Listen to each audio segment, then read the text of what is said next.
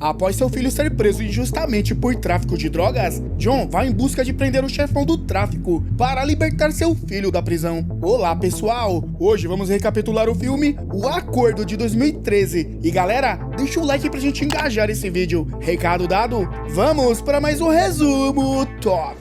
O filme começa nos apresentando John Matthew, um bondoso chefe de uma empresa de construção. Ele ajuda um funcionário, mesmo sabendo que deveria estar na festa de aniversário de sua filhinha. Em casa, ele celebra alegremente o aniversário de sua filha Isabelle. Sua esposa, Annalisa, está presente, mas a felicidade deles é interrompida quando a ex-esposa de John, Sylvie, conta que seu filho, Jason Collins, foi preso. Tudo começou quando Jason estava em uma chamada de vídeo com seu suposto amigo Craig. Craig planejava enviar drogas no valor de 2.000 para a casa de Jason. Ele queria que Jason ajudasse a vendê-las e também as usasse com sua namorada Amanda, que também é viciada. No entanto, Jason recusou, explicando que ele era só um usuário, mas não traficante. Ele encerrou a chamada quando sua mãe chegou. No dia seguinte, Craig enviou o pacote para a casa de Jason, apesar das negativas de Jason no dia anterior. Jason vacila e aceita o pacote, mesmo sabendo o que havia dentro. Ao abrir, descobriu que era um autêntico presente de Grego, um dispositivo de rastreamento escondido sobre os comprimidos. A polícia prontamente invadiu a casa de Jason e eventualmente o prendeu. Na delegacia, John e Sylvie se encontraram com um advogado para discutir a situação de Jason. Inicialmente, Jason seria detido brevemente, mas o advogado explicou que seu caso era um crime federal, devido à grande quantidade de drogas envolvidas. Então Jason seria acusado de tráfico de drogas. O advogado de John também afirmou que tudo isso era culpa de Craig, que enviou o pacote para Jason e já tinha sido preso anteriormente. Craig concordou em colaborar com o governo para reduzir sua própria sentença. Ele admitiu que Jason estava disposto a aceitar um pacote contendo pílulas de drogas para vendê-las. Por causa disso, Jason seria condenado a 10 anos e seu julgamento seria realizado naquela noite. Naquela noite, Jason, vestindo um macacão laranja, entrou na sala do tribunal e ouviu a sentença mencionada por seu advogado. No dia seguinte, John, Sylvie e o advogado se encontraram novamente com Jason. O advogado explicou que a sentença de 10 anos de Jason poderia ser reduzida para apenas 2 anos, com 1 ano de liberdade condicional, se ele entregasse algum amigo envolvido na venda de drogas. Jason respondeu que não tinha esse tipo de amigo e se recusou a delatar alguém, mesmo que tivesse, pois não queria atrair outra pessoa como Craig havia feito com ele. John e Sylvie tentaram convencê-lo a aceitar a oferta, explicando que o caso iria para o escritório do promotor, o que poderia aumentar a sentença de Jason para 30 anos. No entanto, Jason permaneceu firme em sua decisão, recusando-se a atrair alguém para obter uma redução de pena. De volta ao seu escritório, John estava desanimado, apesar de sua empresa estar lucrando e ter conseguido 2 novos caminhões com a ajuda de um amigo. John decidiu conhecer a melhor promotora da cidade, chamada Joanne. Ele se encontrou com Joanne e perguntou se a sentença de seu filho poderia ser reduzida. Joanne explicou que o governo respeitava a sentença mínima para casos de drogas. A sentença de Jason só poderia ser reduzida se ele ajudasse a capturar outro traficante de drogas. Se Jason não estivesse disposto ou comprometido a cooperar, Joanne não poderia fazer nada. John sugeriu que, se Jason não estivesse disposto, ele mesmo poderia ajudar a capturar outros traficantes. Mais tarde, John encontrou Jason na prisão. Jason confessou que foi ele quem jogou ovos na casa de John, porque estava chateado ao ver John morar em uma casa grande com sua nova família, enquanto ele tinha que viver em uma casa pequena com sua mãe. John, vou te dar um conselho. Cara, deixa esse moleque preso. John já sabia disso e havia perdoado Jason por suas ações. Antes de se divorciar de Sylvie, John havia convidado Jason para morar com ele, mas Jason não quis.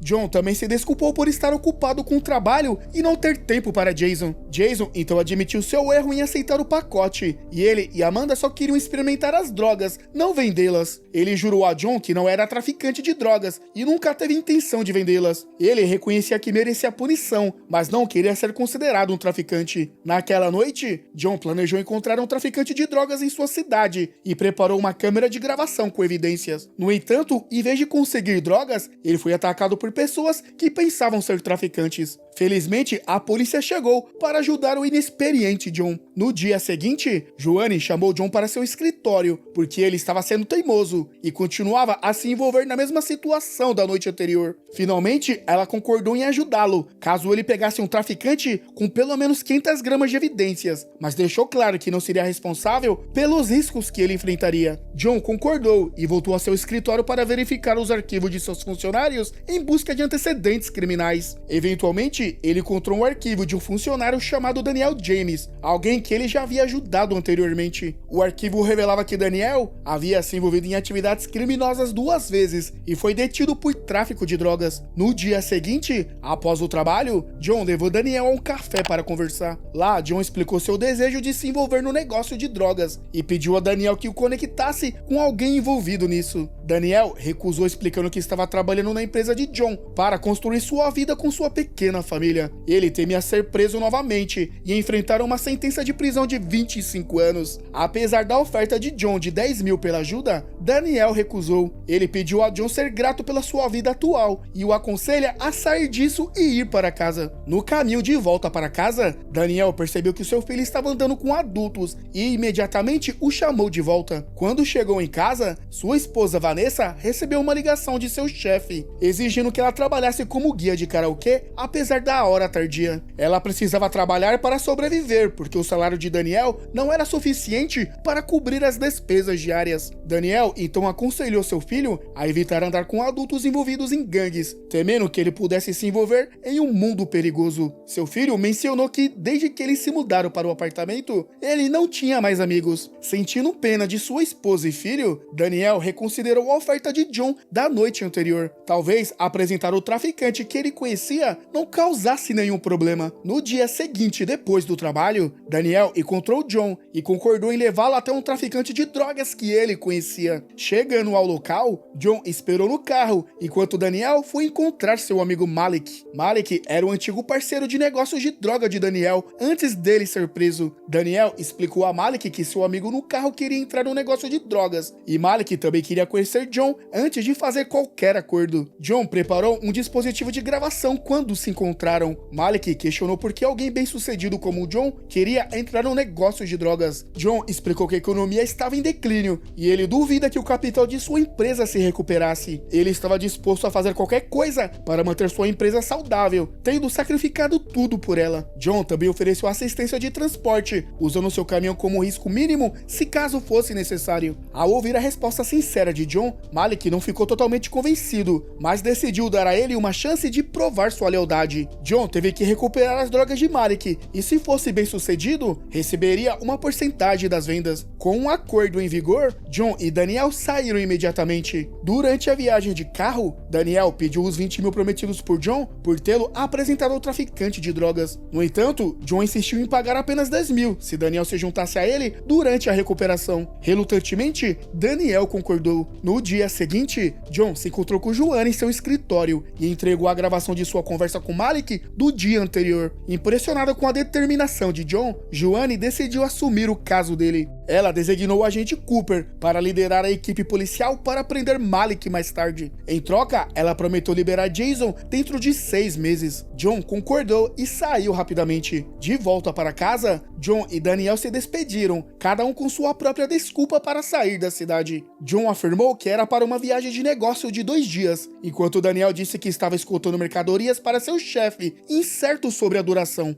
Antes de partir, o agente Cooper informou a John que dispositivos de escuta e GPS foram instalados em seu caminhão, permitindo que ele monitorasse seus movimentos no escritório. John e Daniel viajaram para fora da cidade até o local de coleta de drogas, guiados por Malik. Após uma longa jornada durante a noite, finalmente chegaram ao destino pela manhã. Lá, descarregaram 2 sacos de cimento do caminhão. O homem no local então esvaziou parte do cimento, substituindo por pacotes de drogas, e selou os sacos. Quando terminaram, tiros foram disparados por várias pessoas sobre ordens de El Topo, a figura poderosa da área. Surpreendentemente, El Topo atirou em seus próprios homens que guardavam o local, porque os pacotes de droga já estavam na posse de John e Daniel. Ignorando o ataque, eles rapidamente deixaram o local. Mais tarde, Malik recebeu uma ligação de El Topo, elogiando o desempenho do motorista na situação e solicitando um encontro com John. El Topo então explicou que o ataque foi apenas um teste para a capacidade de um traficante de droga de priorizar a carga. De volta ao escritório, John e Daniel decidiram trocar de caminhão devido aos buracos de bala, temendo a suspeita da polícia. Daniel informou a Malik que as mercadorias haviam chegado, mas Malik de repente mudou o local de coleta, pedindo a John para entregar as mercadorias diretamente a um carro devido às mudanças nos planos. John então foi para o seu carro ligar para o agente Cooper e informá-lo sobre a mudança. Quando John retornou, Daniel apontou uma arma para ele, questionando para quem ele estava ligando. John alegou que estava ligando para sua esposa pelo telefone do escritório para tranquilizá-la. Daniel duvidou disso, já que o celular de John estava no carro, mas John explicou que queria que sua esposa reconhecesse o número do escritório. Ele disse à sua esposa que estava bem, mas ainda tinha negócios no escritório para terminar. Com uma explicação convincente, Daniel finalmente acreditou em John e eles procederam para entregar as mercadorias a Malik. Quando encontraram Malik, já estavam sendo alvo dos atiradores, pronto para agir quando o agente Cooper desse a ordem. Lá, Malik verificou o conteúdo do pacote para confirmar se era droga ou não. Após a verificação, ele pagou John. Malik então mencionou que alguém estava interessado em fazer grandes negócios com John, e essa informação foi captada pelo dispositivo de escuta que John estava usando. O agente Cooper decidiu não atirar em Malik, deixando John confuso sobre essa decisão repentina. Ao retornar para casa, Lisa confrontou John, suspeitando que ele estivesse escondendo algo. John confessou que estava ajudando a polícia em uma transação de drogas para reduzir a sentença de Jason. Ao ouvir isso, Lisa ficou com raiva e preocupada, temendo pela segurança de Jason, pois também tinha Isabelle para considerar. John a tranquilizou, prometendo fazer o mesmo se Isabelle algum dia tivesse problemas. No dia seguinte, John encontrou Joanne Cooper em seu escritório, cheio de raiva. Ele questionou por que o agente Cooper deixou Malik ir, depois de tudo que ele havia sacrificado. O agente Cooper explicou que estava visando algo maior, mencionado por Malik.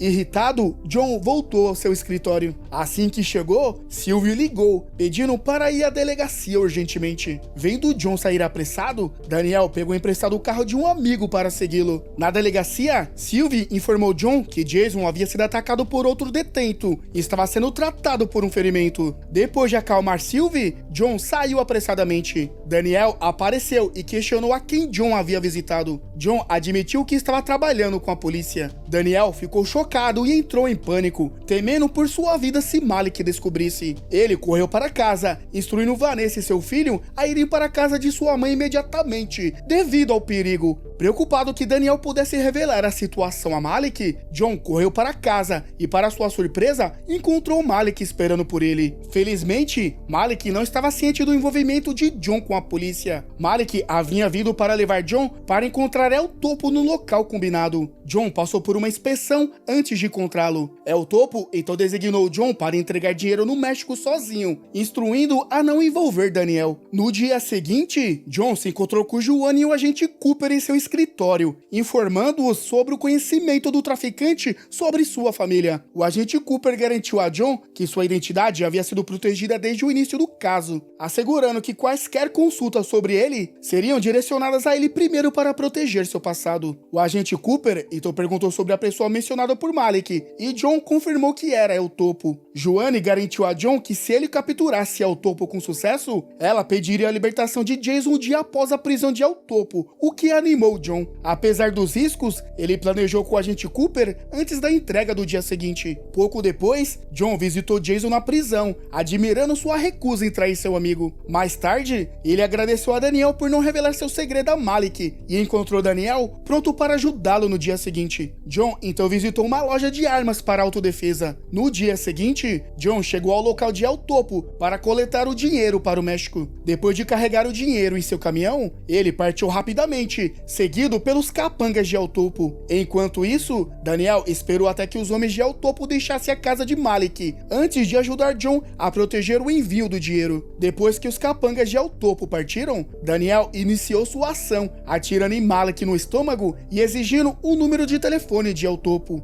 Por outro lado, os homens de El Topo descobriram que John estava sob investigação policial devido ao caso de droga de seu filho, levando-os a informar El Topo e rotular John como informante. El Topo exigiu a eliminação de John. Daniel enviou o número de El Topo e solicitou que sua equipe rastreasse e capturasse. Felizmente, os homens do agente Cooper chegaram a tempo para ajudar o ferido John. Logo depois, a equipe de Cooper invadiu a casa de El Topo, mas encontrou-a vazia, pois ele havia fugido. No entanto, inesperadamente, o encontraram cara a cara e imediatamente perseguiram o carro de El Topo, cercando e o levando a se render junto com seu filho sem resistência. Após o incidente, Joanne realizou uma coletiva de imprensa, anunciando a captura bem-sucedida do líder do Sindicato das Drogas, Juan Carlos Penta, também conhecido como El Topo. Logo depois, Joanne se encontrou com John e elogiou seus esforços notáveis. Ela informou que Jason seria liberado no dia seguinte às 7 da manhã e garantiu que a família de Jason seria colocada em um programa de proteção a testemunhas para protegê-los de qualquer retaliação dos capangas de El Topo. Enquanto isso, Daniel visitou o escritório do agente Cooper conforme convocado. O agente Cooper questionou por que Daniel recusou a proteção a testemunhas. Acontece que Daniel tinha seu próprio plano, que era desaparecer por conta própria. O agente Cooper entregou a Daniel um cheque de 100 mil por sua assistência na captura de El Topo.